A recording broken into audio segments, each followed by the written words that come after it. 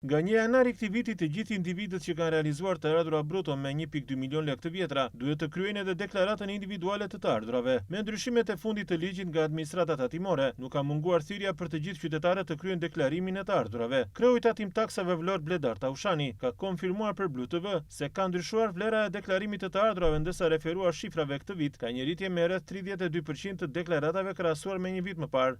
Administrata tatimore ka një kohë të gjatë që ka bërë thirrje në fakt për deklarimin, kryerjen e deklarimit të deklaratës individuale vjetore të të ardhurave. Me ndryshimet e fundit ligjore që ka mësuar kuadri ligjor për tatimin mbi të ardhurat, pragu i të ardhurave që është si objekt i cili detyron për deklarim nga 2 milion që ishte ka shkuar në 1.200.000. Gjithashtu objekti i kësaj deklarate janë të gjithë individët kudo që i kanë të ardhurat bruto vjetore 1.200.000, të ardhurat të patatuara në vlerën mbi 50.000 lekë të reja, si dhe çdo individ që të paktën për një periudhë tatimore gjatë vitit të shkuar ka qenë i dy punësuar, pra figuronte në 2 listë pagesa. Këtë vit, për shkak dhe ndoshta të uljes nivelit apo të pragut të detyrimit për deklarim, kemi një rritje prej 32%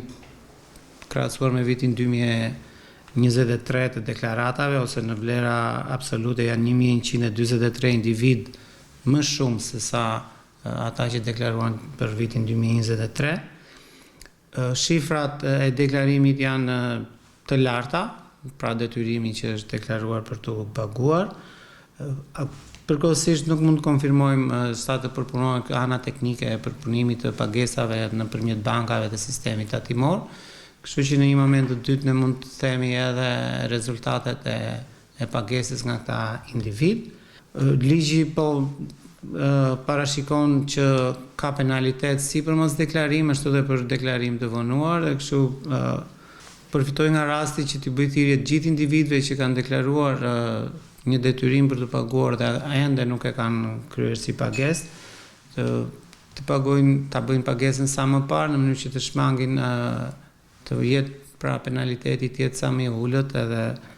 të shmangin masat e tjera që parashikon kuadri ligjor në fuqi. Afati parashikuar ishte data 31 mars, ndërsa nuk mungon edhe një thirrje për të gjithë qytetarët për të kryer deklarimin e të ardhurave apo të dy punësimit.